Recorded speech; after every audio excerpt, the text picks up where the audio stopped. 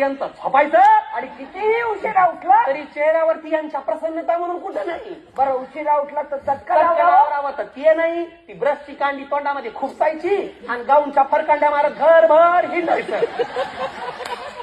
बरं कधी उठला तरी दर दिवशी तिचं काहीतरी दुखतच असतं. आज काय तर उशीनं मानस आखडली, परवा काय तर पित्तानं डोकं धरलं.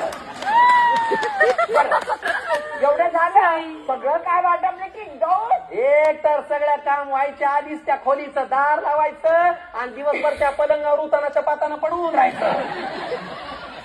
दारू बॅग काही संसार फक्त खोलीत असतात. मग कधी येऊन बाहेर विचारलंय सासूबाई काय हवंय काय काय करायचंय कधी सासूबाईला रीतीभाती परंपरा विचारल्या कधी नाही. जायचं काय बरं आजकालच्या पोळीला काही काम तरी असतं का? कष्ट तरी असतात का? काही नाही. तुझ्या वेळी मी पोटूशी होते तेव्हा 9 महिने कचकावून काम करत होते मी.